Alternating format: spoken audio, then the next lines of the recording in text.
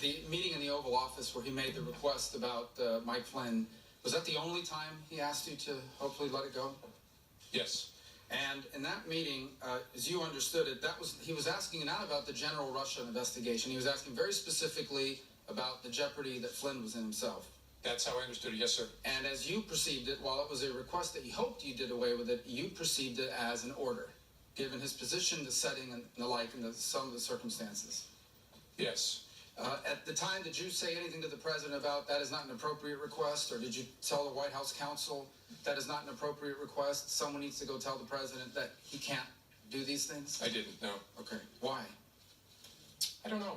I think, as I said earlier, I think the circumstances were such that I was a bit stunned and didn't have the presence of mind. And I don't know, I don't want to make you sound like I'm Captain Courageous. I don't know whether, if I had the presence of mind, I would have said to the president, sir, that's wrong. I don't know whether I would have. Okay. But in the moment, it didn't come to my mind. What came to my mind is be careful what you say. And so I said, I agree Flynn is a good guy. So on the cloud, we keep talking about this cloud. You perceive the cloud to be the Russian investigation in general. Yes, sir. But his specific ask was that you would tell the American people what you had already told him, what you had already told the leaders of Congress, both Democrats and Republicans, that he was not personally under investigation. Yes, sir. In fact, he was asking you to do what you have done here today. Correct. Yes, sir. Okay. And again, at that setting, did you say to the president that it would be inappropriate for you to do so, and then talk to the White House counsel or anybody, so hopefully they would talk to him and tell him that he couldn't do this? First time I said, I'll see what we can do. Second time, I explained how it should work, that the White House counsel should contact the Deputy Attorney General. You told him the president said, okay, then I think that's what I'll do. And just to be clear, for you to make a public statement that he was not under investigation would not have been illegal, but you felt it made no sense because it could potentially create a duty to correct if circumstances changed. Yes, sir. We wrestled with it before my testimony where I confirmed that there was an investigation. And there were two primary concerns. One was it creates a duty to correct, which I've lived before, and you want to be very careful about doing that. And second, it's a slippery slope because if we say the president and the vice president aren't under investigation, what's the principled basis for stopping? Okay. And so the leadership at Justice, Acting Attorney General Bente, said you're not going to do that. Now, on March 30th, during the phone call about General Flynn, you said he abruptly shifted and brought up something that you call, quote-unquote, the McCabe thing.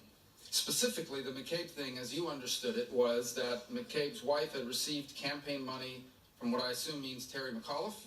Yes, sir. That was very close to the Clintons. And so why had the president at any point in time expressed to you concern, opposition, potential opposition to McCabe? I don't like this guy because he got money from someone that's close to Clinton. He had asked me during previous conversations about Andy McCabe. And said, in essence, how's he going to be with me as president? I was pretty rough on him on the campaign trail. He was rough on McCabe? He was rough, by his own account. He said he was rough on McCabe and Mrs. McCabe on the campaign trail. How's he going to be? And I assured the president, Andy is a total pro. No issue at all. You got to know the people of the FBI. They are not. So when the president turns to you and says, remember, I never brought up the McCabe thing, because you said he was a good guy. Did you perceive that to be a statement that I took care of you, I didn't do something because you told me he was a good guy, so now, I'm asking you potentially for something in return? Is that how you perceived it? I wasn't sure what to make of it, honestly. That's possible, but it was so out of context that I didn't have a clear view of what it was. Now, on a number of occasions here, you bring up, let's talk now about the general Russia investigation, okay? In page 6 of your testimony, you say, the first thing you say is, he asked what we could do to, quote-unquote, lift the cloud, the general Russia investigation, and you responded that we were investigating the matter as quickly as we could and that there would be great benefit if we didn't find anything to having done the work well, and he agreed. He re-emphasized the problems it was causing him, but he agreed. So in essence, the president agreed with your statement that it would be great if we could have an investigation, all the facts came out, and we found nothing. So he agreed that that would be ideal, but this cloud is still messing up my ability to do the rest of my agenda. Is that an accurate assessment of? Yes, sir. He actually went farther than that. He said, and if some of my satellites did something wrong, it'd be good to find that out. Well, that's the second part, and that is the satellites. He said, if one of my satellites, I imagine by that he meant some of the other people surrounding his campaign did something wrong, it would be great to know that as well. Yes, sir. That's what he said. So are those the only two instances in which that sort of back and forth happened where the president was basically saying, and I'm paraphrasing here, it's okay, do the Russia investigation. I hope it all comes out. I have nothing to do with anything Russia. It'd be great if it all came out, if people around me were doing things that were wrong. Yes, as I recorded it accurately there, that was the sentiment he was expressing. Yes, sir. So what it comes down to is the president has asked three things of you. He asked for your loyalty, and you said you would be loyally honest. Honestly loyal. Honestly loyal.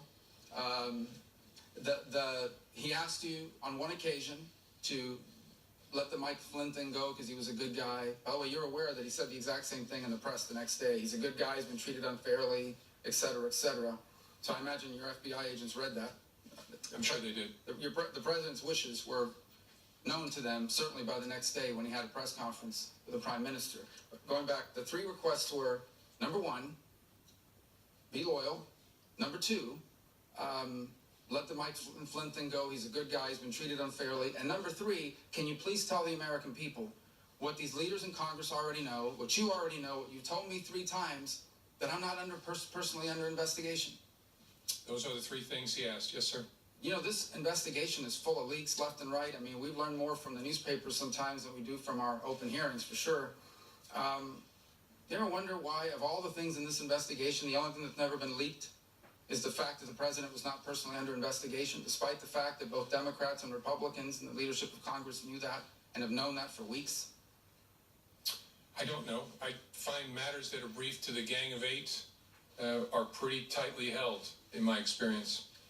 Finally, who are those senior leaders at the FBI that you shared these conversations with? As I said in response to Senator Feinstein's question, Deputy Director, my Chief of Staff, General Counsel, Deputy Directors, Chief Counsel, and then more often than not, the number 3 person at the FBI who's the Associate Deputy Director, and then quite often the head of the National Security Branch. Senator White. Thank you, Mr. Chairman.